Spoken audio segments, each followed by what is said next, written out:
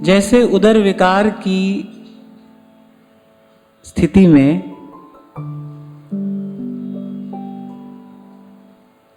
बहुत सुंदर, सुमधुर, स्वादिष्ट भोजन भी अच्छा नहीं लगता, नहीं रुचता।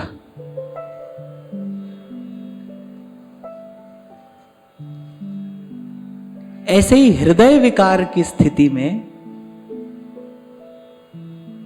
ये जो अमृतोपम प्रभु का नाम है, रूप है, हरि की कथा है, हरि भक्तों का संग है,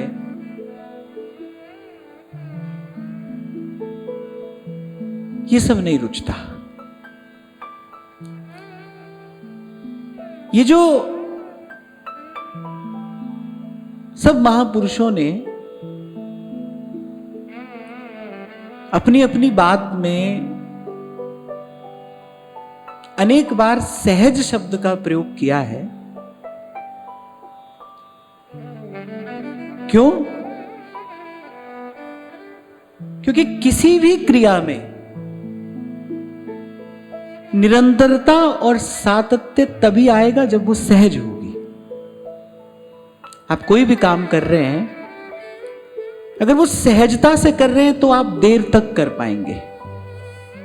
यदि आप सहजता से नहीं कर रहे हैं, 2-4 कदम चलने के बाद आपकी गति कुंठित हो जाएगी, आपको रुक जाना पड़ेगा। क्योंकि शरीर के पास जैसे परिश्रम करने की एक सीमा है, एक सीमा से अधिक शरीर परिश्रम नहीं कर सकता, ऐसे ही मन भी है, वो भी एक सीमा से अधिक परिश्रम नहीं कर सकता, आप उससे नहीं करा सकते।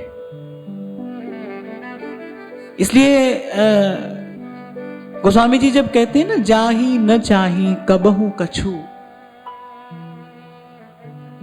कैसा स्नेह हो प्रभु आपसे, तुम संग सहज स्नेह, सहज स्नेह।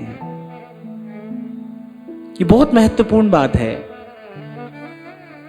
सहज स्नेह। ऐसे ही जब तक भजन में भी सहजता नहीं होगी, तब तक आप बहुत देर नहीं कर पाओगे, उसमें रसानुभूति नहीं होगी, और आपको 2-4 कदम चलने के बाद रुक जाना पड़ेगा। और फिर जिनका भजन कर रहे हैं वो सहज है। और मैं कई बार आपसे कहता हूं, ये तो शास्त्र का ही वाक्य है, देवो भूत्वा देवता यजेत, देवता होकर ही देवता की आराधना की जाती है, सहज होकर ही सहज स्वरूप और सहज स्वभाव का आराधन संभव है। और जब तक हृदय में विकार है,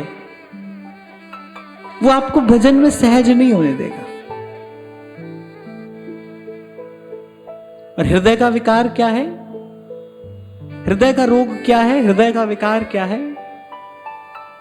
सब सयाने एक मत है कि रे ये जो कामना है ये हृदय का विकार है। सब सोहित निष्काम मति, मति निष्काम हो जाए तो महाप्रभु कह रहे हैं वृंदावन विश्राम। कामना हृदय का विकार है। वो किसी की भी हो सकती है, कैसी भी हो सकती है, कोई भी रूप लेकर जीवन में आ सकती है, रह सकती है। पर ध्यान रखना, कामना हृदय का विकार है। और जैसा मैंने आपको निवेदन किया, जब तक उदर में विकार हो तो सुंदर, बढ़िया, स्वादिष्ट भोजन भी अच्छा नहीं लगता। ऐसे ही जब हृदय में विकार हो, हृदय में कामना का विकार यदि है, तो भगवान का नाम कितना ही मीठा क्यों ना हो, हरि की कथा कितनी ही मधुर क्यों ना हो, भगवान के संत कितने ही प्यारे क्यों ना हो, हमको नहीं रुचेगा। इसलिए बड़ा बल दिया है संतों ने, सहज। मैं कई बार आपसे कहता हूं ना भाई, केवल भजन नहीं, सतत भजन, निरंतर भजन। थोड़ा किया थोड़ा नहीं किया, वो तो कैसा है, संत ही उदाहरण देते हैं। ये बोले जैसे खारे पानी के कुएं में कोई एक मुट्ठी खांड डाल दे, उससे क्या बदल जाता है? उससे क्या बदला? उससे कुएं के जल में कोई परिवर्तन थोड़ी होता है।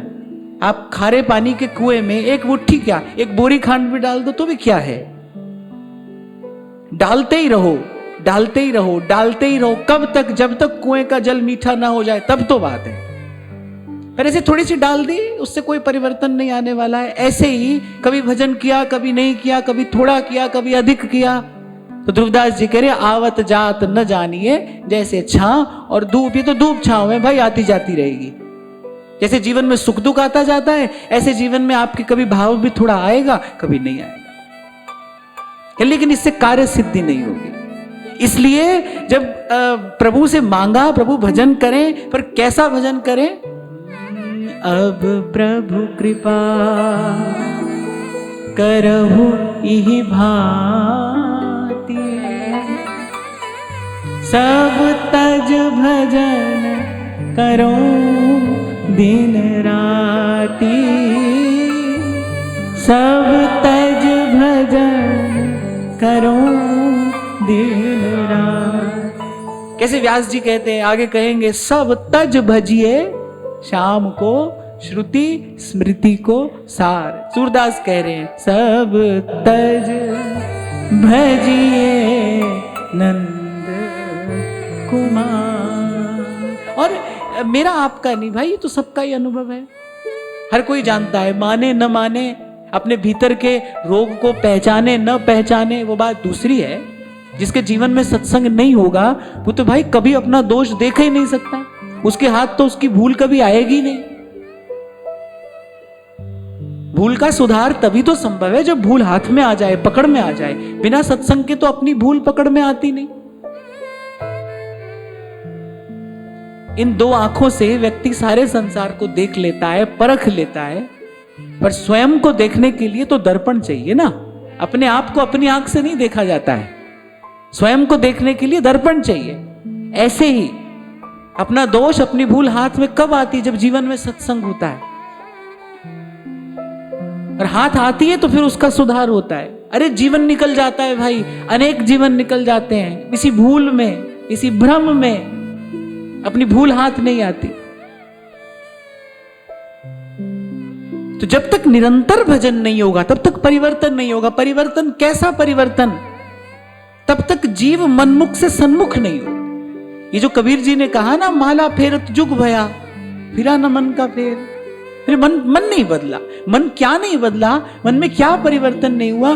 बोले किसी ना किसी रूप में मन पहले भी संसार चाहता था, किसी ना किसी रूप में मन अब भी संसार चाहता है। मैंने कहा ना, कामना का रूप बदल जाएगा, वो कोई और आकार लेकर, कोई और रूप धरकर वो आ जाएगी, पर कामना कामना है। पहले भी कभी मैंने आपसे कहा था, शांति ढूंढने के लिए व्यक्ति यहां दौड़ता है, वहां दौड़ता है, कहीं शांति नहीं भाई। शांति कभी मिली तो आपको आपके भीतर मिलेगी। एक स्थिति है, वहां पहुंच जाने को शांति कहते हैं। शांति का मिलना क्या है? कुछ हो जाना शांति है, कुछ पा लेना शांति नहीं है। पाने के साथ तो खोना जुड़ा है, कुछ हो जाना शांति है। कैसे हो गए? जब न लेना है न देना है, निष्काम मति वृंदावन विश्राम।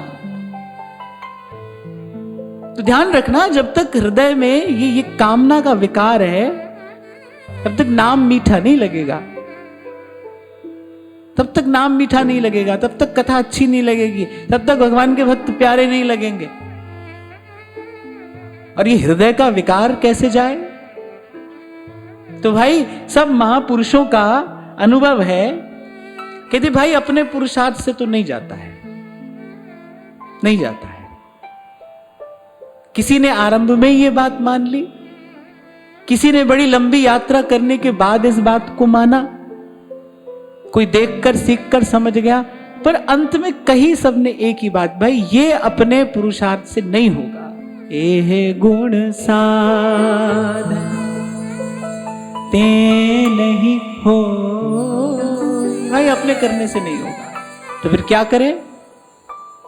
फिर क्या करें? अपने करने से नहीं होता है, जो पुरुषार्थ से ना हो उसके लिए प्रार्थना करिए। कहते हैं ना, जो बात दवा से बन न सके वो बात दुआ से होती है।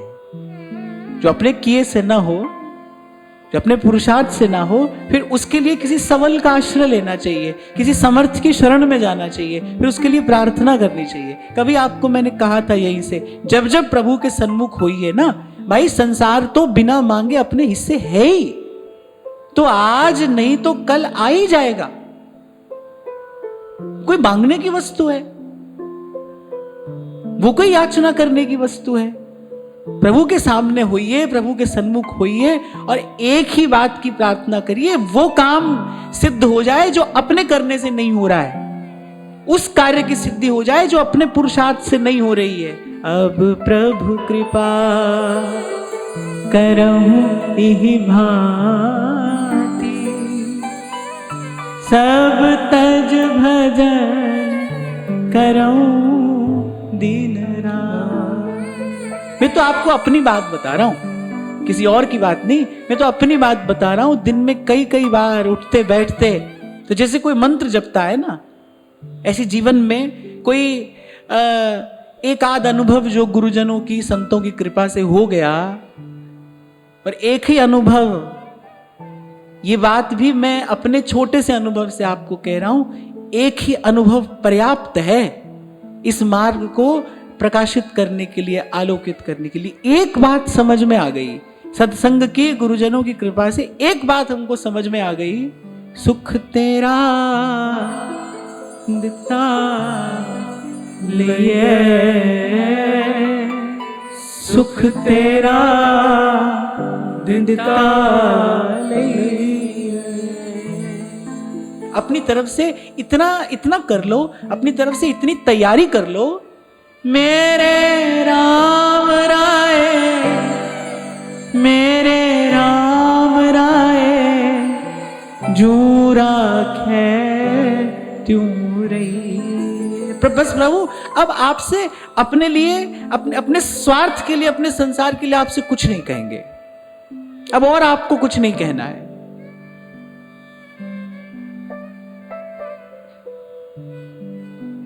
मैंने कहा ना भाई, कोई देने वाला बड़ा उदार हो, बड़ा समर्थ हो, तो छोटी मोटी वस्तु क्या मांगनी? जो वस्तु आप ही कमा सकते हो उसके लिए क्यों याचना करते हो? उसके लिए क्यों अपना हाथ पसारते हो? अब देने वाला वो हो, आप उसके सामने खड़े हो, देने वाला वो हो, तो भाई कोई ऐसी वस्तु मांग लो ना जो अपनी सामर्थ्य से आप नहीं कमा सकते। वो वस्तु है ये, सुख तेरा दिता लइए, सुख तेरा दिता लइए। मान लेना भाई, आप आज मानो या कभी मानना, तुद पावे ता नाम जपावे, सुख तेरा दिता लिए। कल यही मैंने आपको सुनाया, कल यही से मैंने चर्चा आरंभ की थी। महापुरुष कह रहे हैं, बोले देखो ये भगवान की लीला भूमि है, यहां भगवान का जन्म हुआ, प्रकटे भगवान, लीला की। बोले यहां भागवत जैसे दिव्य ग्रंथ हैं, उन ग्रंथों की व्याख्या करने वाले विद्वान हैं, कहीं कहीं पर महापुरुष हैं। बोले फिर भी जीव भजन में नहीं लगता है। इसका अर्थ एक ही बात समझ में आता है, प्रभु अपनी इच्छा से, अपने प्रयास से जीव भजन नहीं कर सकता है, आप कराते हैं तो करता है। सुख तेरा दिता लइए, ये सुख आपका दिया है, और इससे कम में बात नहीं बनेगी।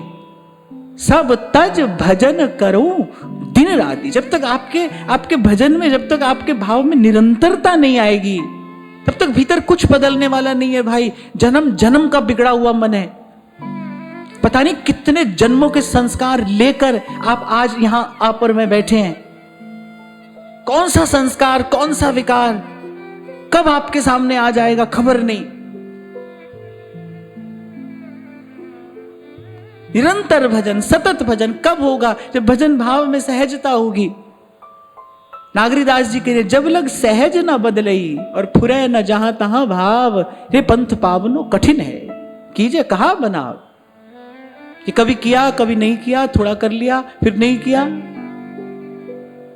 इसलिए तो बार बार आपको कहा जाता है, क्यों महाप्रभु कह रहे हैं, साधु संगति करो अनु दिन राती, दिन रात।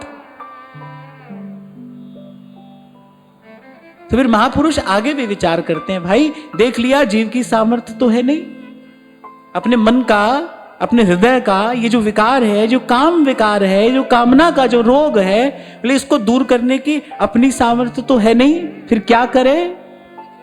गुरु के चरण कमल मन बसै, गुरु के चरण कमल मन बसै, महाविकार तन ते सब नसै, महाविकार तन ते सब नसै, गुरु के चरण कमल मन बसै। यही से आरंभ किया गोस्वामी जी ने, श्री गुरु चरण सरोज रज, निज मन मुकुर सुधार। कहाँ अनुभव होगा प्रभु का? अनुभव कहाँ होगा? वो जो दर्शन होगा, जो झलक मिलेगी उस रूप की, कहाँ मिलेगी? कहीं बाहर मिलेगी ना। बोले मन के दर्पण में वो रूप झलकेगा ना, और वो दर्पण जो है वो बिगड़ा है। दर्पण का बिगड़ना क्या है? माने मैला है। तो श्री गुरु चरण सरोज रज, निज मन मुकुर सुधार। और फिर गुरुजनों की वाणी में एक और बात मिलती है, बोले विश्व 20 पूरा का पूरा मन अपना गुरु को दे। फिर उसके बाद किंतु परंतु न हो। श्रीमद् भागवत में एक बड़ा सुंदर संकेत मिलता है, समझने की बात है। श्रीमद् भागवत के प्रथम स्कंद में कहा गया, यद्येशो परता देवी माया वैशारदी मति। बोले जो बुद्धि है ना, यही माया है। ये जो आपकी मेरी बुद्धि है, पर यही माया है। संशय कहां होता है? बुद्धि में होता है। संकल्प विकल्प कहां है? वो भी वही हो रहे हैं। क्यों कहा ध्रुवदास जी ने, कह रहे सकल सयानप छाड़ भज, दुर्लभ है यह बार। बोले अपनी बुद्धि मत लगा, सकल सयानप छाड़ भज, दुर्लभ है यह बार। जो छिन जात सो फिरत नहीं, करो उपाय अपार, सकल सयानप छाड़ भज, दुर्लभ है यह बार। गुरु के चरण कमल मन बसै, महाविकार तन ते सब नसै, गुरु चरनी जा कामन लागा, नानक दास तिस पूरन भागा। और यही बात व्यास जी ने आरंभ में कही, राधा वल्लभ व्यास के इष्ट मित्र गुरुदेव, श्री हरिवंश प्रगट कियो, कुंज महल रस भे, व्यास आस हरिवंश की। ये बात मुझे बड़ी प्यारी लगती है। व्यास जी कह रहे हैं, व्यास आस हरिवंश की, तीन ही को बढ़ा।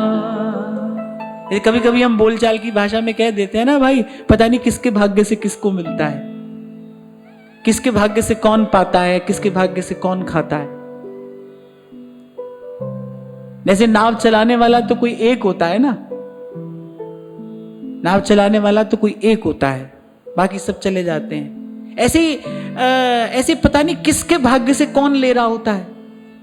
मैं तो आपको ये बात कहूंगा, कभी इस बात का मान नहीं करना भाई हम किसी को दे रहे हैं, हम किसी को खिला रहे हैं, हम किसी को पवा रहे हैं। पता नहीं किसके भाग्य से किसको मिलता है। पहली बात तो प्रत्येक जीव अपना भाग्य अपना प्रारब्ध लेकर आया है। अभी कुछ दिन पहले कोई मेरे पास में बैठे थे, ऐसी कोई बात हुई तो उन्होंने कहा कि मेरे मन में थोड़ी ऐसी चिंता है कि बच्चों के लिए मैं सारी व्यवस्था कर दूं। मैंने कहा भाई ये चिंता कभी समाप्त होगी?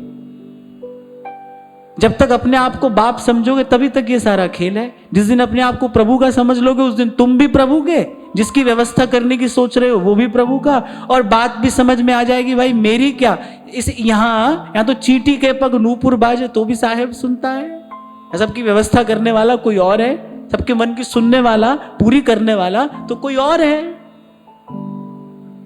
जी जंत सब तुद उपाय, और जित जित पहाड़ा तित तित लाए, सब कुछ कीता तेरा होवे, नाहिन किछ असाड़ा जी। कभी नहीं सोचना कि मैंने किसी को दिया, मैं किसी को दे पाया, मैंने किसी को खिलाया।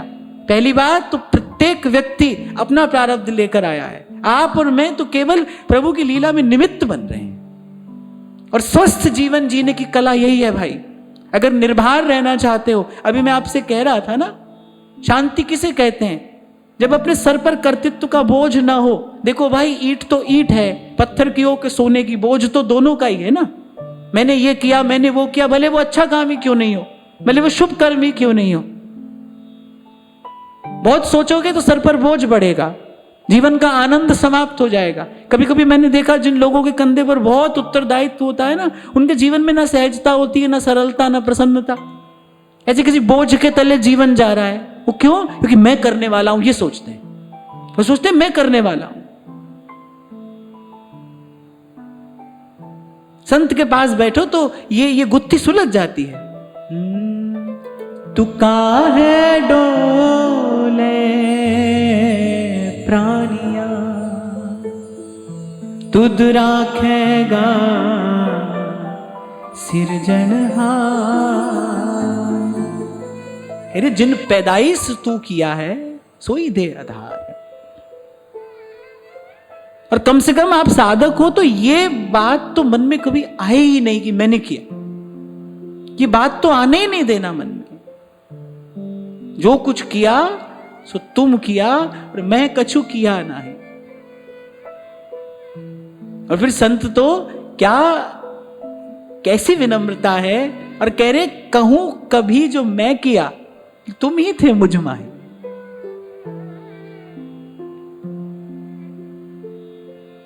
तो खैर हम व्यास जी की बात कर रहे हैं। वो कह रहे व्यास आस हरिवंश की, बोले गुरु की आशा है। व्यास जी कह रहे हैं तिन्ही को बड़ भाग, बड़े ध्यान से सुनना। और कह रहे हैं जो सुख मिल रहा है ना, बोले मुझे मेरे गुरु के ही भाग्य से मिल रहा है। शिष्य जो पाता है गुरु के ही भाग्य से, तिन्ही को बड़ भाग। व्यास जी कह रहे अगर अपनी बुद्धि से, अपने परिश्रम से हमको कुछ मिलना होता तो अब तक मिल ही गया होता ना। सारे संसार के ग्रंथ तो छान मारे, सब पोथी के पन्ने उलट पलट कर देख लिए, पर मन का संशय कहां गया? मन का संशय तब गया जब हमको मिला जियावन हारा। मिटे जंजाल प्रभु होए दयाल, गुरु का दर्शन देख निहार। कल किसी ने प्रश्न किया था, मैं उत्तर नहीं दे पाया। बोले कैसे पता चलेगा गुरु मिल गया है? अरे आपका रोम रोम नाचेगा जब गुरु मिलता है तो। ऐसी कोई छोटी मोटी बात है गुरु का मिलना?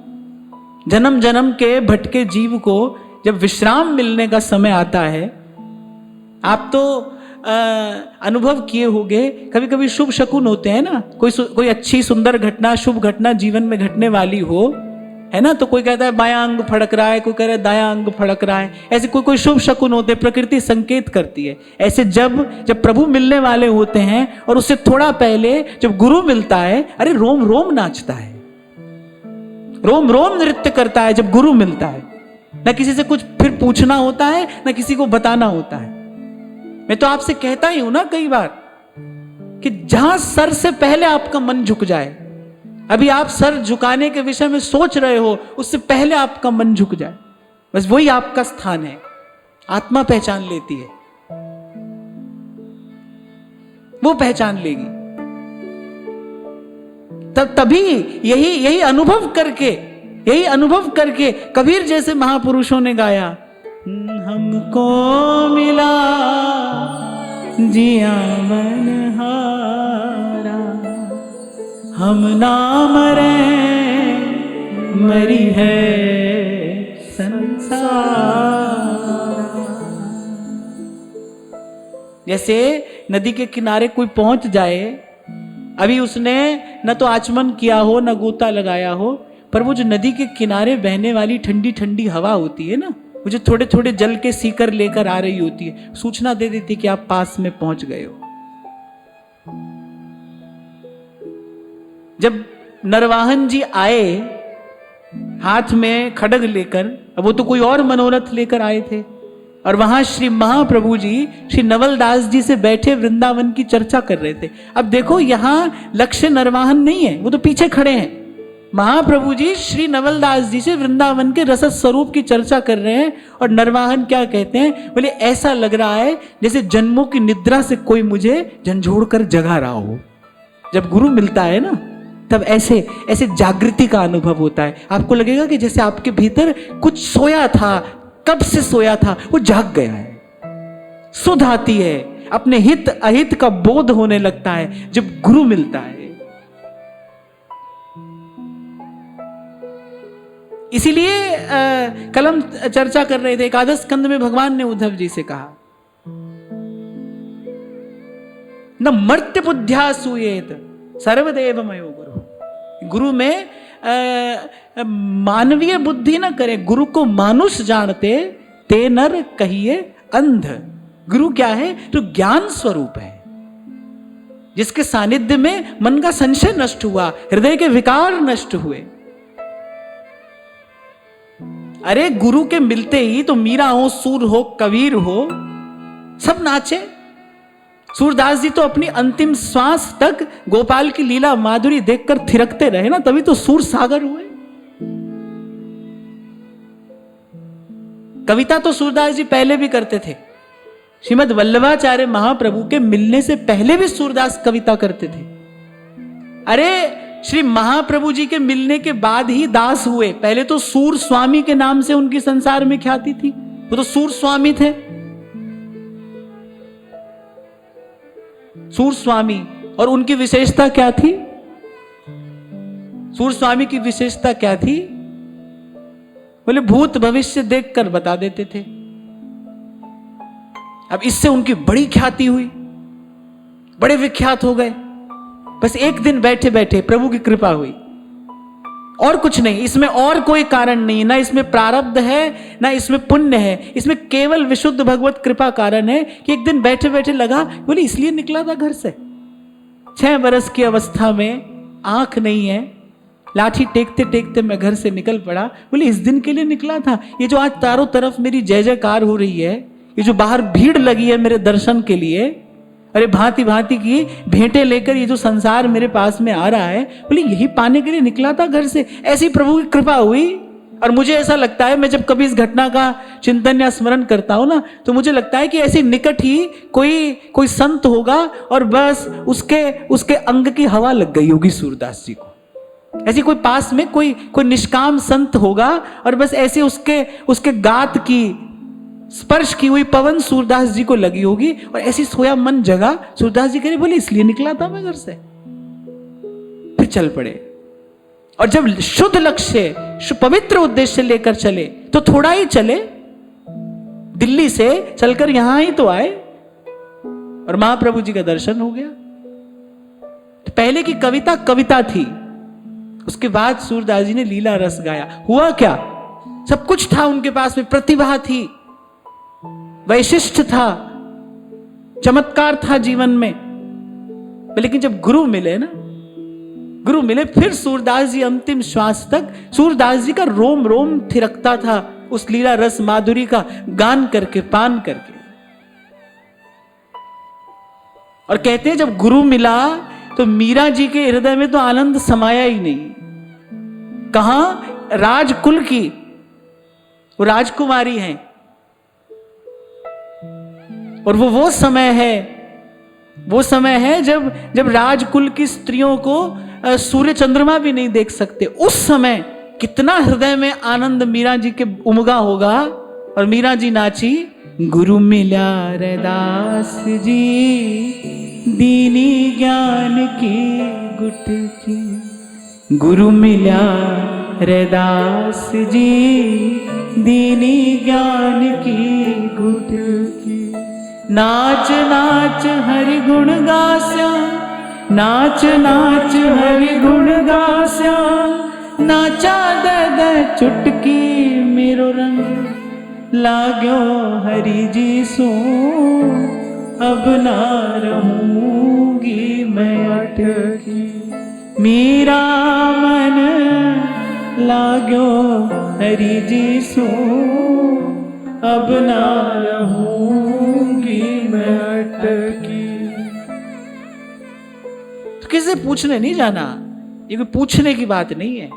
और मैं तो कहता हूं धीरज धरना, मैं तो बार बार आपसे कहता हूं ना, किसी की देखा देखी ऐसी कहीं भी जाके मत लग जाना। इस घड़ी की अपने जीवन में प्रतीक्षा करना।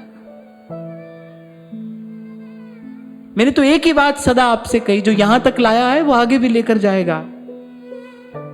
जिसने जीवन में सत्संग का ये प्रसाद दिया है, ये आलोक दिया है, वो आगे का मार्ग भी आपसे तय कराएगा। बुद्धि ना लगाना, सकल सयान अप छाण भज। गुरुजनों की बात का विश्वास करना, प्रतीक्षा करना, इस घड़ी की प्रतीक्षा करना। मेरी दृष्टि में पहले तो मानव ये जीवन दुर्लभ है, ये देह दुर्लभ है। उसके बाद भारतवर्ष में ये जन्म मिले, ये और दुर्लभ है। पर इस दुर्लभ अति दुर्लभ संयोग में अगर महामहोत्सव का कोई क्षण है, वो ये जब गुरु मिलता है, जब गुरु का दर्शन होता है। मिटे जंजाल प्रभु होए दयाल, गुरु का दर्शन देख निहाल। इसी बात का उत्तर तो महाराज वाणी में देते हैं। सबसे सुंदर क्षण क्या है जीवन का? कुर्बान जाओ सो वेला सुहावी जित, तुमरे द्वारे आया। मैं अनेक बार कह के, नित्य कहकर भी आपसे जो बात है वो कह नहीं सकता, आपको समझना ही पड़ेगा। जैसे सिद्धांत विचार में ध्रुवदास जी ने जैसे गागर में सागर भर दिया, फिर अंत में क्या कहते हैं? बोले भाई ये रत्ती भर स्वर्ण से सुमेरु का अनुमान कर लेना। मैं कुछ कह नहीं पाया हूं, मैंने कहने का प्रयास किया, मैं कह नहीं पाया, केवल आप अनुमान कर लेना। मैं आपको नित्य कहूंगा, अनेक प्रकार से कहूंगा, पर मैं साथ ही में ये भी कह रहा हूं, मैं कहकर कह नहीं सकता, आप अनुमान लगा लेना। किस जीवन में इससे सुंदर क्षण नहीं होता, नहीं हो सकता। यही महामहोत्सव है। नानक को प्रभु भय कृपाला, सतगुरु पूरा पाया, सतगुरु पूरा पाया। चरण कमल तेरे धोए धोए पीवा मेरे, सतगुरु दीन दयाला। बाप कितना भी समृद्ध क्यों ना हो भाई, कितना भी सबल क्यों ना हो, कितना भी समृद्ध क्यों ना हो, पर बालक का पोषण तो मां ही करती है। कितने भी साधन, कितनी भी सामर्थ्य, कितनी भी युक्तियां, कितनी भी शक्तियां क्यों ना हो, पर इस जीव का पोषण तो गुरु ही करता है। इसीलिए सहजोबाई कहती है, हम बालक तुम माए हमारी।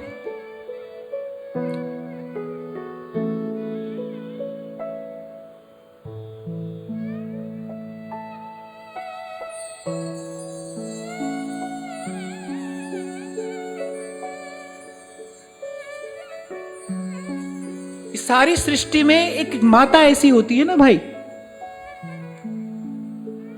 जिसको बालक का मल देखकर भी घृणा नहीं होती। उसके मन में घृणा का भाव नहीं आता, उसके मन में दया का ही भाव आता है। बालक को मैला कुचैला देखे तो मां के मन में दया का ही भाव आता है, घृणा का भाव नहीं आता। मां उससे दूर नहीं हटाती, मां उससे दूर नहीं जाती। और मैं तो आपसे कहता ही हूं भाई, सदा कहता हूं, आज फिर कह रहा हूं कि जैसे बालक मां के आंचल की छांव में सुरक्षित होता है ना, ऐसे जो शिष्य है ना वो गुरु के पांव में सुरक्षित होता है। वहां सुरक्षित है, वहां उसको भय नहीं है।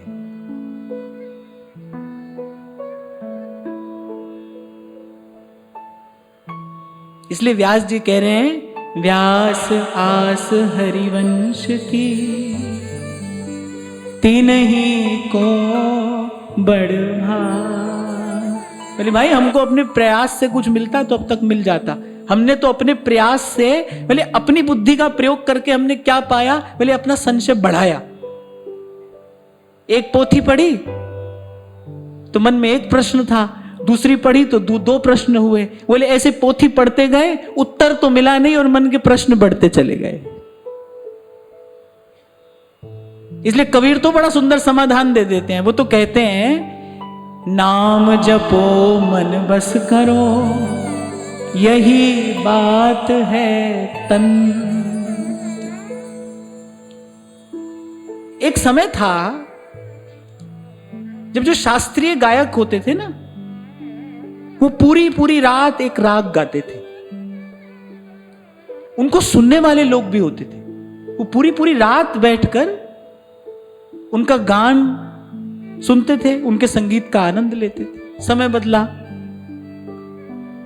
फिर वो केवल 2-3 घंटा गाने लगे। अब आज आप देखो तो आज आधे घंटे में वो पूरा राग गाकर और सुना देते हैं। क्यों? क्योंकि भाई अब सुनने वाले ऐसे हैं, पूरी पूरी रात सुनने वाला कोई नहीं है। ऐसा मैंने संतों के मुख से सुना है कि स्वामी श्री अखंडानंद जी महाराज, परम श्रद्धेय श्री स्वामी जी, जब श्रीमद् भागवत की कथा करते थे, बोले 15 दिन कथा होती थी, 5 घंटा सुबह 5 घंटा शाम को। अब ऐसे श्रोता भी थे,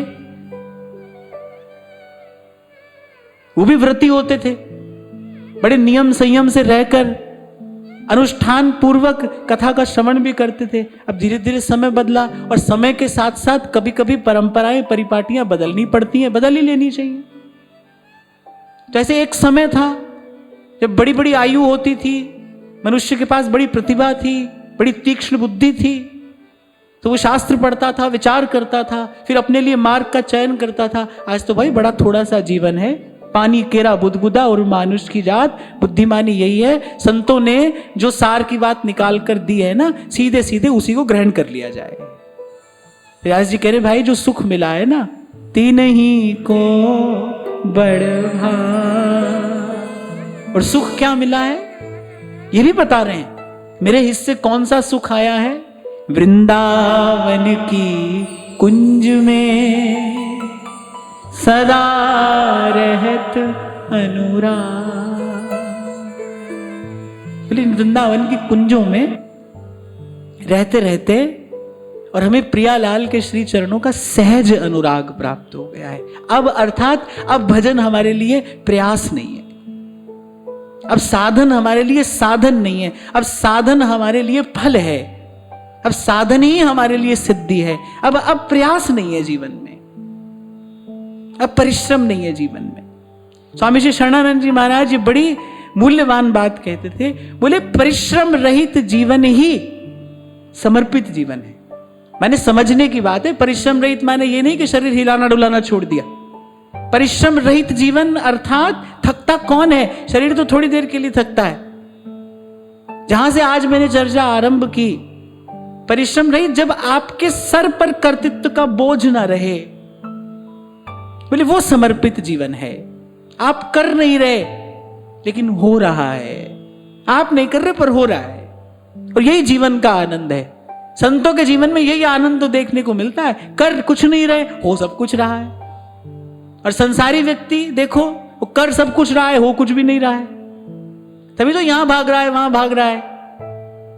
पंडित के पास जाएगा, ज्योतिषी के पास जाएगा, बाबा के पास जाएगा, यहां जाएगा, वहां जाएगा, कहीं से कुछ हो जाए, कुछ नहीं हो रहा है। सब कर रहा है, कुछ नहीं हो रहा है। और वहां संत देखो, कुछ नहीं कर रहे हैं और सब हो रहा है, बड़े आनंद से हो रहा है, करने का कोई श्रम भी नहीं है। करे जो परिश्रम रहित जीवन है वही समर्पित जीवन है। आप समर्पित होके नहीं, इसका लक्षण क्या है? इसका लक्षण यही है कि आपको श्रम नहीं हो जीवन में। श्रम कब होता है? जब मैं करता हूं तब श्रम होता है। जब प्रभु करते हैं तब कैसा श्रम है? आप करोगे तो श्रम होगा ना। और ये मैंने आपसे पहले ही कहा भाई, कोई कितना भी सबल क्यों ना हो, एक समय के बाद थक जाता है। शरीर की अपनी एक सीमा है, मन बुद्धि की अपनी एक सीमा है। कोई कितना भी सबल क्यों नहीं होगा, कितना भी सशक्त क्यों नहीं होगा, एक समय के बाद थक जाएगा। इसलिए मैं आपको एक और बात कहता हुआ आगे बढ़ूं, भाई भजन कर रहे हो, ये देखना भजन की उन्नति का, भजन भाव की उन्नति का, आपकी आध्यात्मिक उन्नति का यही लक्षण है। देखना कि आपके भजन भाव में सहजता आ रही है कि नहीं आ रही। अब सहज ही भगवत स्मरण होता है कि नहीं होता है, अब सहज ही सेवा की रुचि बढ़ रही है कि नहीं बढ़ रही, सहज ही, जब कोई खींचातानी ना हो मन में। आरंभ तो प्रत्येक व्यक्ति वहीं से करता है, खींचातानी से ही प्रत्येक व्यक्ति आरंभ करता है। आरंभ में तो खींच तान कर ही मन को लगाना पड़ता है, लेकिन सदा ही खींचातानी बनी रहे यह ठीक नहीं है। भजन सहज हो, भजन स्वभाव बने। क्या सुंदर स्थिति पाई है संतों ने कि भोली सखी कहती हैं, जब लो नाम सांस तब ही लो, एक में एक है जाऊं। जब लो नाम सांस तब ही लो। इसी पद में आगे भोली सखी जी कह रही है, बोले नाम और श्वास अलग अलग चलते हैं ना तो मुझे बड़ी व्याकुलता होती है, इनका अंतर मुझे सुहाता नहीं। अहो लड़ैती इतनी मोह पे कृपा करो, बलि जाऊं सोवत जागत रटू निरंतर राधा राधा। सबसे पहले तो भीतर झाड़ बुहारी करो। ये जो व्यर्थ की बातें हैं ना, चाहे वो संसार परक हो या यहां भी आपने बहुत सारी ऐसी बातें सुन ली, ऐसे मिलेंगे ठाकुर जी फिर हम निकुंज में जाएंगे। मैं कहता हूं सबसे पहले सहज भजन आपका लक्ष्य हो। प्रभु आएंगे कि नहीं आएंगे, कब आएंगे, आप जाओगे कि नहीं जाओगे, कहां जाओगे, निकुंज में जाओगे, कहीं और जाओगे, ये सब बातें एक तरफ रख के पहले तो सहज भजन ही आपके जीवन का लक्ष्य हो। पहले भजन में सहजता आए, भजन में प्रवाह मानता आए। सोवत जागत रटू निरंतर राधा राधा। अहो लड़ती इतनी मोह पे कृपा करो, बलि जाऊं सोवत जागत रटू निरंतर राधा राधा। सोवत जागत रटू निरंतर राधा राधा गाऊं। राधा राधा राधा राधा राधा राधा राधा राधा राधा राधा राधा राधा राधा राधा श्री राधा राधा राधा राधा राधा राधा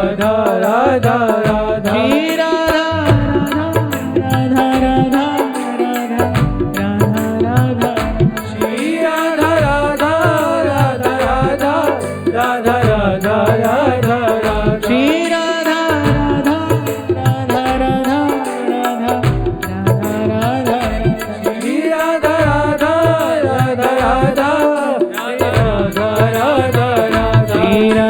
राधा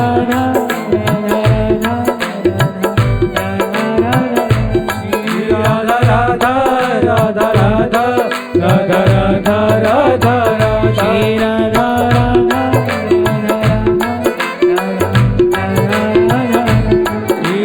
राधा राधा राधा राधा राधा राधा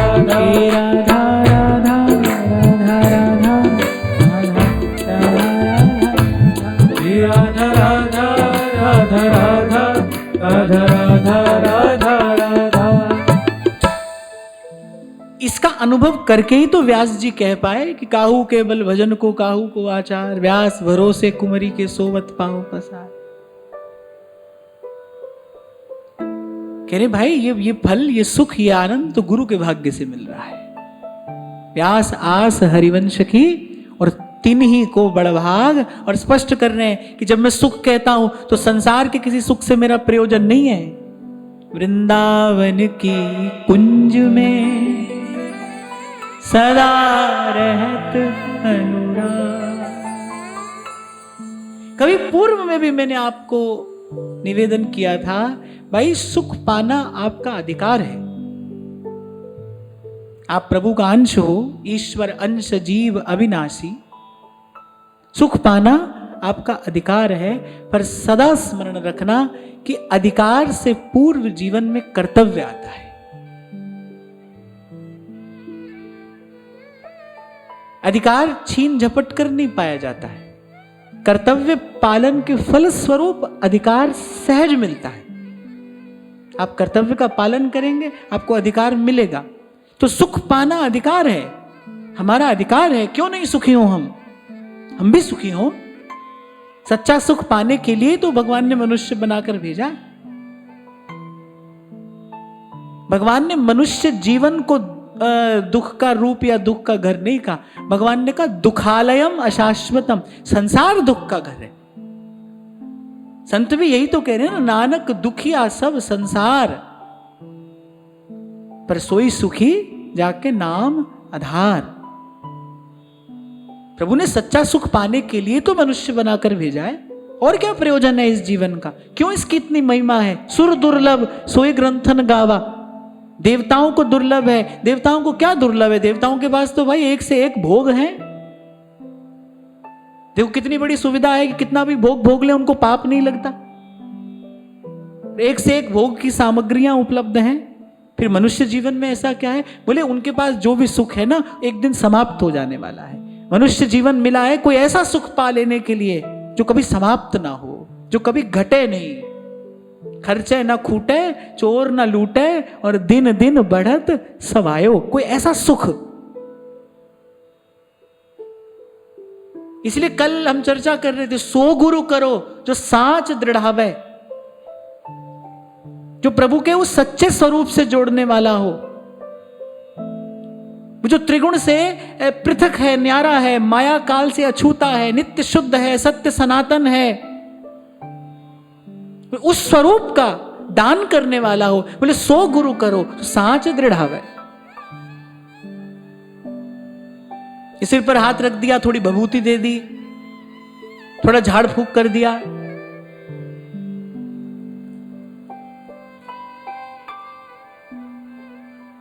व्यासपीठ का कर्तव्य है ना भाई, आपको थोड़ा सावधान भी करते चले, क्योंकि मानव मन है।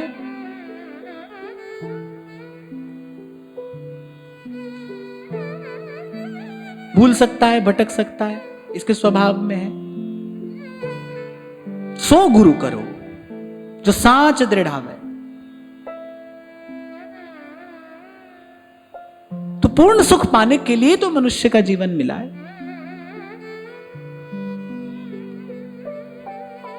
तो कह रहे हैं भाई किसी सांसारिक सुख से हमारा प्रयोजन नहीं है। और ये जो मैं आपको कह रहा हूं कि सच्चा सुख हमारा अधिकार है, पर पहले सच्चे सुख के स्वरूप को जान लेना ये कर्तव्य है।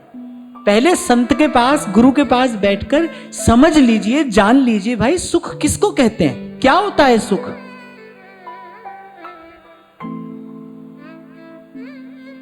सो व्यास जी स्पष्ट करते हैं, वृंदावन की कुंज में सदा रहत अनुराग। ये जो प्रेम धन मिला है ना, ये सच्चा सुख है, ये परम सुख है। गुण रहितम, कामना रहितम, सूक्ष्मतरम, अविच्छिन्नम, अनुभव रूपम, ये सच्चा सुख है।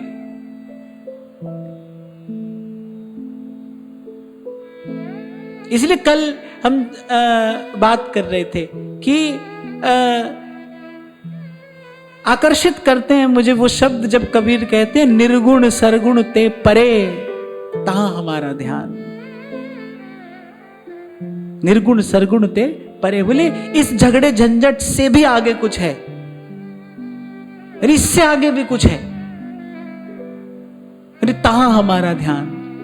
गगन में आवाज हो रही झीली झीली, गगन में आवाज हो रही झीली झीली। गुरुओं की वाणी भी इसीलिए मुझे प्राणों से प्यारी है, क्योंकि वो उसी देश की बात करते हैं। सब प्रकार के संशय भ्रम हटाकर मिटाकर जो प्रभु का सत्य स्वरूप है। पहली बात श्रीमद् भागवत का आरंभ होता है सत्यम परम धीमहि, जो सत्य स्वरूप है। तो पहले सच्चे सुख का स्वरूप जान लीजिए, ये कर्तव्य है। और सच्चा सुख जो संतों ने अपने मुख से कहा है, अरे सहज अनुराग जाहि न चाही कबहु कछु।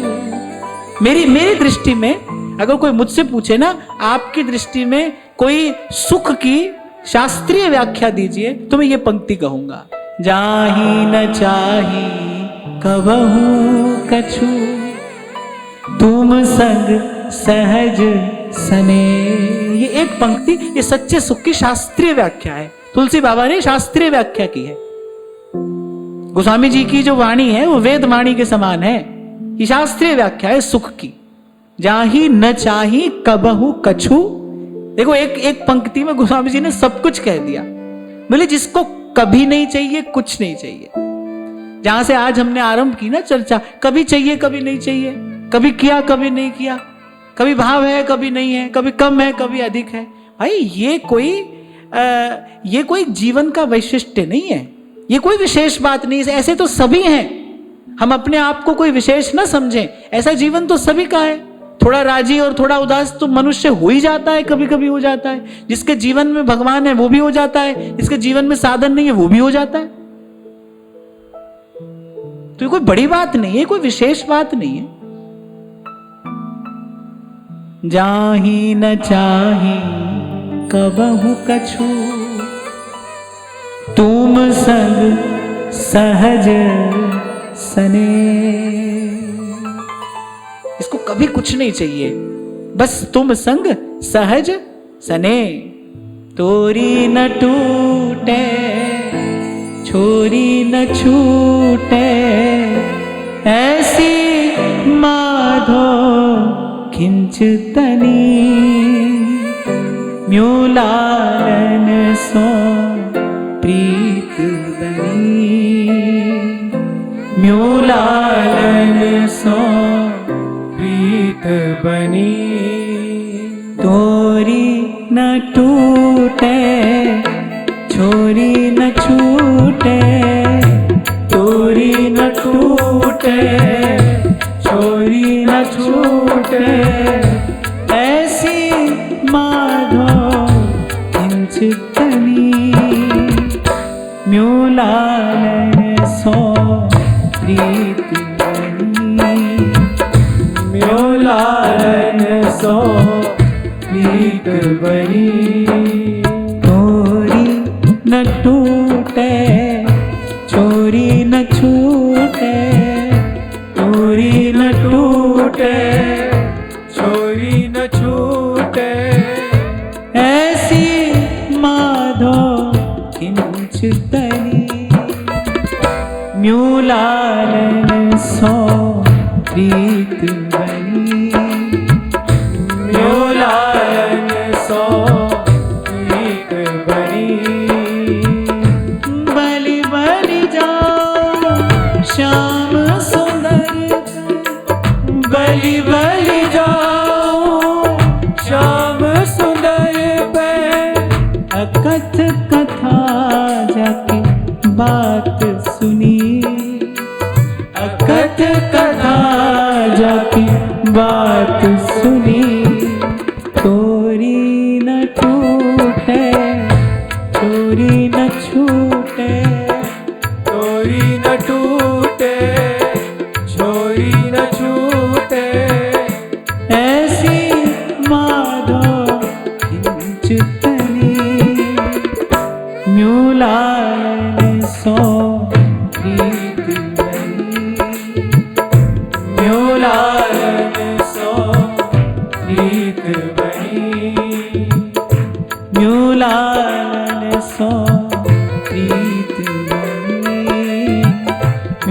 लायन सो प्रीत बनी।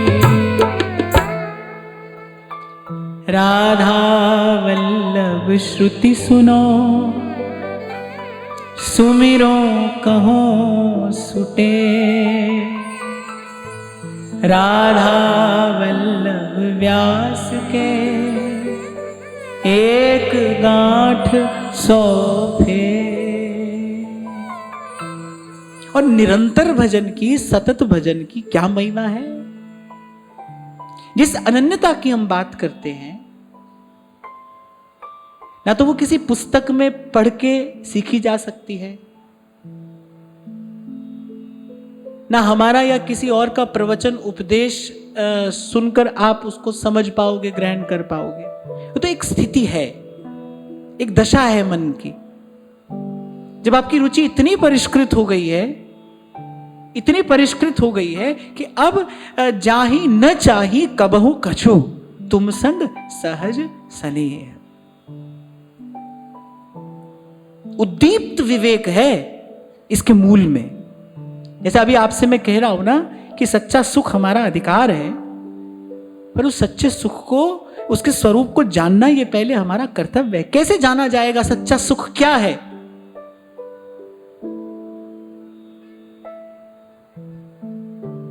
भाई विवेक के प्रकाश में ही तो झूठ और सच का पता चलेगा ना। पढ़ने लिखने का फल क्या है? मैं संसार की किताब की बात नहीं कर रहा हूं। विद्या की प्राप्ति का फल क्या है? यही तो है ना कि भाई सही और गलत की, अपने हित और अहित की समझ आपको आ जाए, समझ आ जाए कि साँचे श्री राधा रमण और झूठो सब संसार, और बाजीगर को फेंकनो मिटत न लागे बार। ये आज किसी ने मुझसे एक प्रश्न पूछा है, मैं पढ़ूंगा तो नहीं क्योंकि किसी ने अपनी निजी व्यक्तिगत बात लिखी है, और ये पूछा है कि बार बार मन जो है वो विकृत होता है, बार बार मन विकार की ओर दौड़ता है, पीड़ा भी होती है, परेशानी भी होती है, घृणा भी होती है, पर बहुत प्रयास करके भी अपने मन को वहां से हटा नहीं पाता हूं। आज चर्चा में आरंभ में ही मैंने आपसे कहा कि सब महापुरुषों का यही अनुभव रहा है। जो कार्य अपने पुरुषार्थ से ना हो उसके लिए निरंतर प्रार्थना करिए, उसके लिए प्रार्थना करिए। आपका लक्ष्य यदि पवित्र है, आपकी प्रार्थना में यदि व्याकुलता है, आपकी प्रार्थना में यदि उत्कंठा है, तो प्रभु तो सदा संगी है और प्रभु सदा सहाई है।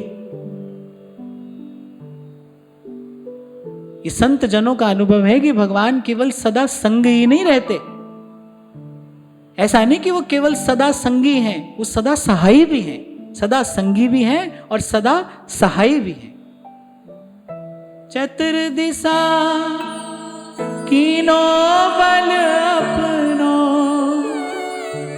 सिर ऊपर कर धार्यो, कृपा कटाक्ष अवलोकन कीनो, दास को दुख बिदार्यो, दास को दुख बिदार। और आपने तो भाई बहुत बड़ी बात लिखी है। मैं तो ये कहता हूं कि अपनी सामर्थ्य से तो कभी कभी व्यक्ति अखबार पढ़ना नहीं छोड़ पाता है। यही तो मैं आपको आज बड़ी देर से निवेदन कर रहा हूं ना कि जीव की सामर्थ्य है ही क्या। यही बात तो व्यास जी कह रहे हैं, भाई हमने अपनी सामर्थ्य से तो केवल अपने लिए झगड़ा और झंझट ही बढ़ाया। अपनी बुद्धि से तो हम केवल अपने लिए संशय ही एकत्रित करते रहे, प्रश्न ही बढ़े हमारे जीवन में, उत्तर नहीं मिला। तो गुरु की कृपा हुई, मन का संशय भागा, और गुरु के भाग्य से ही ये आज भजन का सुख, ये भजन का आनंद प्राप्त कर रहे हैं। मैं तो कहता हूं कि ऐसे संकल्प करिए ही नहीं कि मैं अपने आप को विकार से मुक्त कर लूंगा। ऐसा संकल्प करो ही नहीं, प्रार्थना करो। पहले भी मैंने आपको निवेदन किया, गुरुजन बाणी में कह रहे हैं, पंच बिखादी एक गरीबा, राखो राखण हारे, खेद करही और बहुत सतावई, आयो शरण तिहार। गोस्वामी जी भी यही बात कह रहे हैं कि मम हृदय भवन प्रभु तोरा, और यहां आए बसे बहु चोरा। और कह रहे बड़ा प्रयास किया, एक मानता नहीं है। यहां तो 5 है, बोली एक मानता नहीं है। कर कर हारो अनेक बहु भांति, छोड़त कतहु नाही। यहां तक तो अपनी दशा कह दी। फिर कहते हैं, एक बात सुनी ताकि ओटा। एक बात हमने सुनी, बोले अब उसी की ओट ली है हमने, साधु संग मिट जाए। बोले साधु के संग में ये विकार मिट जाते हैं। इसलिए नाम जप करते रहिए, सत्संग श्रवण करते रहिए और प्रभु से प्रार्थना करते रहिए। जिस दिन आपकी प्रार्थना में व्याकुलता प्रकट हो जाएगी, जिस दिन आपकी प्रार्थना में वो उत्कंठा प्रकट हो जाएगी। कैसी उत्कंठा? जैसे बालक को मृत्यु के मुख में पड़े देखकर मां को होती है, ऐसी उत्कंठा, ऐसी व्याकुलता। बालक मृत्यु शैया पर पड़ा हो तो मां कैसे रोती बिलखती द्वार द्वार पर अपना माथा घिसती है कि कोई बालक की रक्षा करो। उस समय मां को कुछ नहीं सूझता। उस समय मां को यदि कोई ब्रह्म ज्ञान की बात सुनाए तो मां को वो ब्रह्म ज्ञान की बात नहीं रुचती है। वो कह रही है, भाई मेरे बालक का समाधान करो, कोई मेरे बालक को जीवन दान दो। ऐसी उत्कंठा, ऐसी व्याकुलता जब प्रार्थना में होती है। मैं कहता हूं ना आपसे, जब कोई तरसता है फिर घनश्याम बरसता है। दो गलती आपसे हो रही है। एक तो आप ये सोच रहे हो कि आप अपने सामर्थ्य से इस विकार को दूर कर लोगे, ऐसा नहीं होगा। और दूसरी बात, कहीं ना कहीं बहुत भीतर शायद आप अपने भीतर कभी गए नहीं, मौका नहीं मिला, बहुत भीतर विकार की स्वीकृति हमारी ही ओर से होती है, इसलिए उसके जाने में देर है।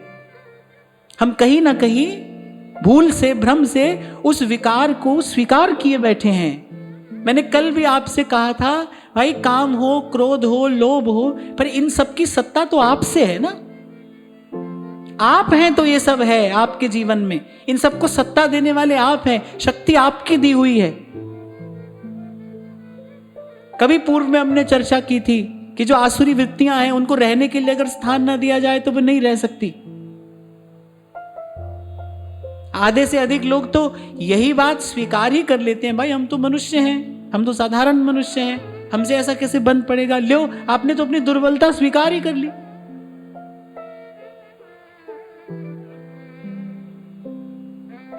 हम कुछ नहीं है भाई, हम ना स्त्री है ना पुरुष है, ना ऐसे हैं ना वैसे, हम कुछ नहीं है, हम तो भाई प्रभु के हैं। अस अभिमान जाई जनि भोरे, मैं सेवक रघुपति पति मूरे। निर्भय कौन है यहां? तेरे सेवक को पौ किछ नाही। प्रभु का दास, प्रभु का सेवक निर्भय है। और फिर भाई लंबी लड़ाई है। मैं ऐसे ही आपको प्रलोभन नहीं दूंगा, लंबी लड़ाई है। अगर लंबी लड़ाई न होती तो कबीर जी को नहीं कहना पड़ता, कामी क्रोधी लालची इन पे भक्ति न हो। भक्ति करे कोई सूरमा, जात वरन कुल को। शूरवीर का कार्य है। चढ़ के मैन तुरंग पे और निकसे पावक माही।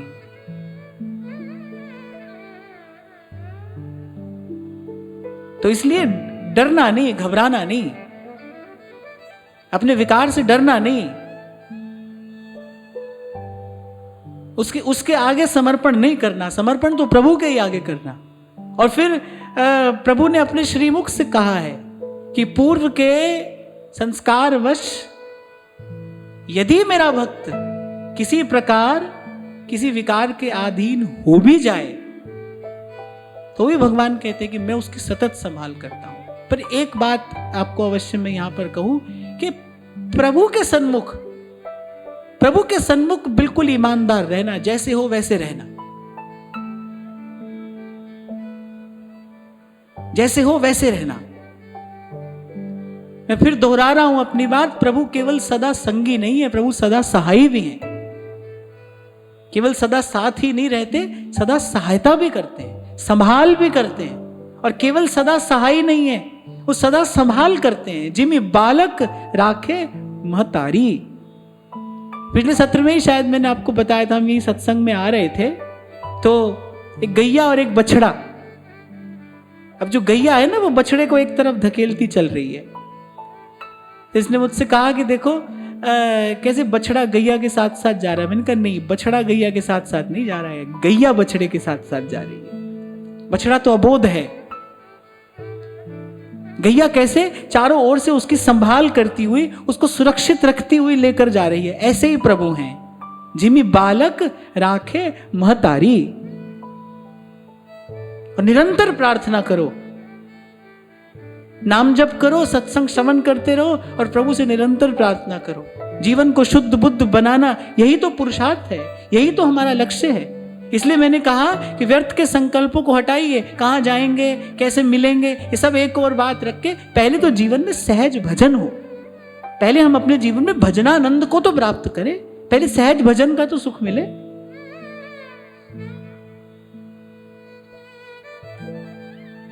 और जहां से मैंने बात आरंभ की वहीं ले जाकर मैं चर्चा को विराम देता हूं कि जैसे उदर में विकार हो तो स्वादिष्ट भोजन स्वादिष्ट नहीं लगता, ऐसे जब हृदय में कामना का विकार हो